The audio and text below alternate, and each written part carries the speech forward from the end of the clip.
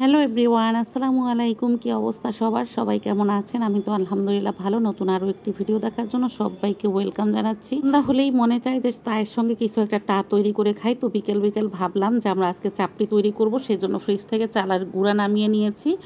তো চালের গুঁড়াটা নামিয়ে চালের গুঁড়ার সঙ্গে সামান্য একটু পরিমাণে হলো আটা মিশিয়ে ভালো করে একটা ডো করে নেওয়ার পরে মনে হলো যে না, চাপটি না আমরা চিতই পিঠা তৈরি করে খাই। তো এটা হলো আমার দইয়ের পাতিল। আমি না ভাবতেই পাইনি যে দইয়ের পাতিলে এত সুন্দর পিঠা হয়, মানে অবাস্তব। আমি একেবারে ভাবতেই পাইনি, আমি কখনো ট্রাই করিনি। তো এটা ছিল ফার্স্ট টাইম। এই পাতিলটা হলো কিছুদিন আগে যখন বিরিয়ানি করেছিলাম, সেই পাতিলের নিচে আমি এই পাতিলটা রেখেছিলাম, মানে দইয়ের এই হাঁড়িটা রেখেছিলাম। তারপরে আমি আর এটা ফেলিনি, যে এটা যে কোনো সময় আমরা কাজে লাগবে। তারপর আমি এটার ভিতরে কাঁঠালের বিচি করেছি। আর আজকে শুধু পিঠা তৈরি করার জন্য একটু তেল ব্রাশ করে নিয়েছি। তারপরে এই যে চিতই পিঠাগুলো দিয়ে দিচ্ছি। দেখতেই পাচ্ছেন প্রথম পিঠাটা মাশাআল্লাহ অসাধারণ হয়েছে, একদম জালি জালি টাইপের হয়েছে, খুব সুন্দর। তারপর সেকেন্ড পিঠাটা দিলাম। পিঠা মানে প্রথম পিঠাটার থেকে পরবর্তী পিঠাগুলো কিন্তু সবসময় ভালো হয়।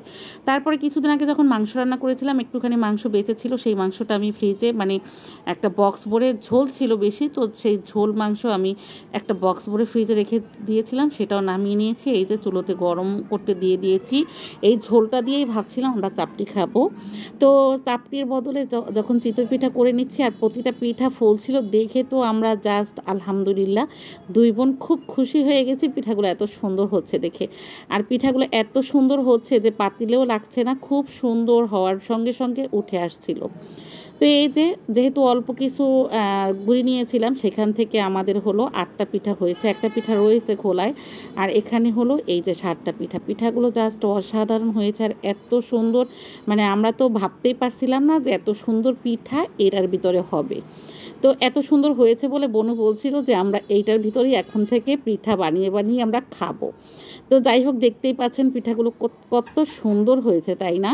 আর এই পিঠাগুলো যখনই আমরা মাংসর ঝোলের ভিতরে ভিজিয়ে খাচ্ছিলাম, পিঠাগুলো বিশ্বাস করবেন না একদম গলে গলে গেছিলো, মানে খুলে খুলে যাচ্ছিল প্রতিটি জয়েন্টে জয়েন্টে।